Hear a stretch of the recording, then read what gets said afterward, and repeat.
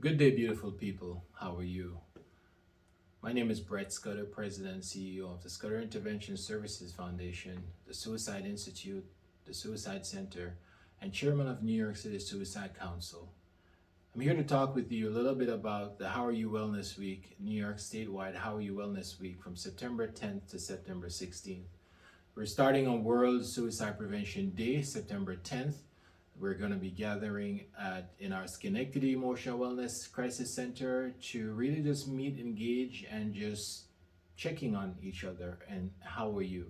So that's going to be in Schenectady. We're launching this year for the fall season, and then we're going to end in New York City on the 16th. I just want to share a couple of things because I've been having a lot of conversations with different people talking about what is the How Are You Wellness Week and what we can do to be part of this effort as people are saying they see value in it. This is the first time we've got a lot of different sectors involved, and it's because a lot of people are recognizing that mental health is real and we are going through a lot right now. So a couple of quick things to help people to figure out what they can do as we are talking with a lot of different people what they could do. All right. So firstly, let me say thank you to the church leaders who are coming forward saying that we recognize that there is a mental health crisis, but not only recognizing the mental health crisis, but also realizing that we're seeing more people in our churches who are experiencing crisis and not sure of how or what, but recognizing that we need to address this. So very happy to hear from the church leaders that they want to be more involved in this effort and what they can do. So here are some of the things that we have recommended to the churches. If you can't do it on a Sunday or Saturday service, do it during the week. There are churches that hold different Bible studies and different things during the week. This could be part of that, right? Creating a How Are You Wellness evening during the week that you're going to bring the church together and talk about this. Let everyone know that this is a safe space. This is not about religion or your faith or beliefs. This is about just recognizing the human within us and realizing that many of us are hurting and wanting to get to the bottom of that. So some of the church leaders have been very receptive to that idea because it's easier than fitting it into their Sunday or Saturday service. And so those conversations have happened and are still happening. So thank you to the church leaders who are stepping up, who are coming forward to recognize that, yes, the church needs to play a very active part in this mental health crisis, addressing it and also normalizing the conversation. The other thing is for the business owners and the businesses, how do you fit this into your work schedule, your business model? You could set one day out of the month as a How Are You Wellness check-in day. Revolve maybe an hour or two, depending on the size of the organization. Create an hour or two where you just bring your staff together and just say, hey guys, listen, we're just going to really just talk about how we're doing, how we're feeling right now. This is not about work or anything. This is just about us wanting to know how you're doing, because if we help you to get your mental health and your emotional wellness more stable, your productivity at work and your focus at work will be more stable as well, and improving on your ability to do the work that you're supposed to do. So many people are stressed out, overwhelmed, exhausted, fatigued, tired, anxiety levels through the roof, depression levels to the lowest, and working around people who don't even know what they're going through. But we don't want them to be punished or penalized because they're talking about how they're doing. We want this to be a non-judgmental, non-punitive, punishment as a result of people talking about how they're feeling. One of the things that we've heard a lot too are people in the health and mental health field, law enforcement, EMS. They're saying that, well, if we talk about how we're really feeling, then we could lose our jobs, we could lose our license, we could lose the livelihood of what we have to take care of our families if people really know this is how we're. So it's very important that we recognize that in addressing how are you and the mental and emotional wellness of what people are feeling, they should not and cannot be punished for being honest about their feelings. Their honesty should translate into getting the help that they need and the space they need, time and space they need to be able to address what they're going through. The challenges are very real. They're very heartbreaking. They're hard. It's hard for a lot of people to manage and balance both life and their personal lives that are in chaos. So that's been important. One of the other thing, health centers and health providers. It is critical that in our health centers and health environments where we are taking care of everybody else, that we also take care of ourselves. And so some of the conversations that we've been having with behavioral health, mental health agencies and leaders of those agencies is saying, how can I integrate this How Are You Wellness effort into our program or site or center when we're facing so many people who are in need? Well, this is exactly why you need to do this for your staff. So many people, are providers and practitioners, are burnt out. They're exhausted. We're busy taking care of everybody else, but no one is asking us, how are you? And giving us the time and space to be able to address that.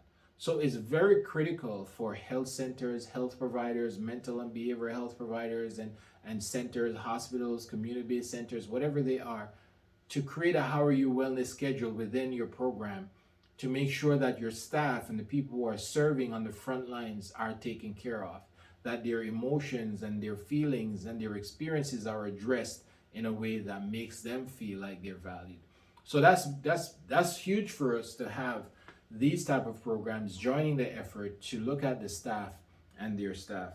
The other thing that really struck me very hard is a lot of the parents asking, how can we have this conversation at home, right? Because we've talked about how the home is in the front line. The home is where a lot of these issues are addressed or rise up in the beginning or at the first stage. And we could mitigate a lot of the challenges if we start addressing them from the source in the homes.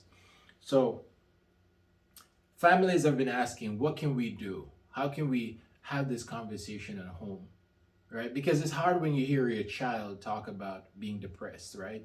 Anxiety levels are high, fear levels are high. We're hearing young children talking about the fact that they're seeing so much death and fires, wildfires, and destruction and wars around the world, and the children, they're feeling it.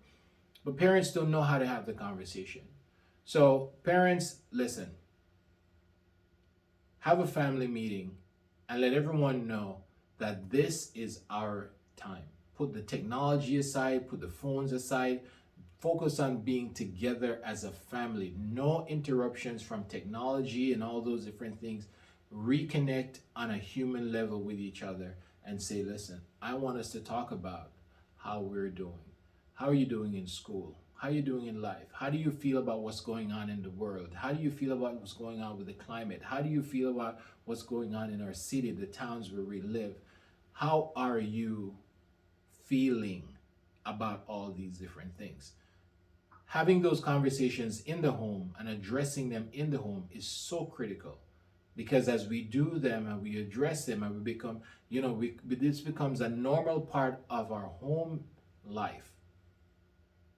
It will help to address a lot of what many of us are feeling, the loneliness, the isolation, the grief, the ways in which we overlook sometimes how we are hurting or what we're feeling because it's not showing on the outside. Many of us are wearing masks. Those masks are real, right?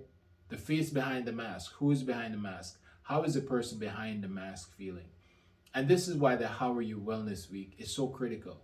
You don't have to do it within the week, but by us creating this week where we are highlighting the importance of those three words, how are you?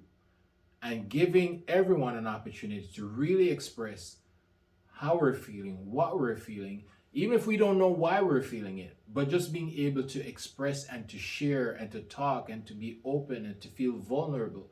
Remember, there's strength in vulnerability, because in being vulnerable and answering a question of how are you in a real way, in true way, and being authentic, it also helps us to reconnect with our inner self. This is why the How Are You Wellness Weeks have been so impactful for a lot of people. And we're going to be continuing this. Every season, we do one of the wellness weeks. You don't have to integrate the timeline and the schedule in what we're doing and how we're doing, but we want you to know that we are so dedicated to this effort that we've allocated a whole week of helping people to bring this into their homes, business places, churches, schools, wherever people are.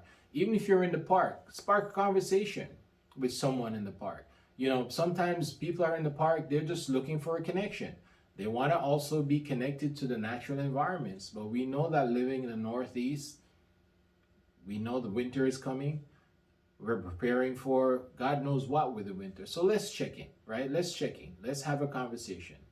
How are you? How are you feeling? How are you doing? And let that be a normal conversation that we can all feel connected to. So we're very happy with what we are learning, what we're hearing as we're promoting this.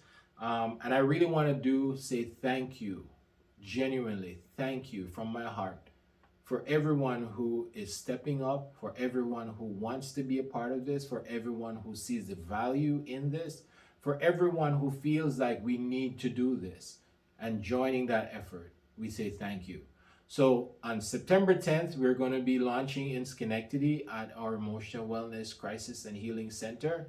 And we're inviting people to just come out, meet, greet, have a drink, sit down, talk to someone, get to know someone, get to just reconnect as people. You know, when we really are going through so much as a society, it really behooves us to really get more connected. So from me to you, thank you. Have a beautiful and blessed day. Remember, live our lives one breath at a time. There are so many things that happens in a minute. There's so many heartbeats that we go through in a minute. And as we're breathing this thing called life, let's remember, everything we feel in our emotions is from a real place. Everything that we're feeling of those emotions is coming from a real place. Let's not overlook how we are feeling and how we're doing. So thank you. We look forward to an awesome time together. We look forward to hearing what you're going to be doing in your environments to address how are you. And we look forward to transforming and transcending lives out of the challenges that we're facing and into just a greater quality of life. My love to you all. God bless. One love.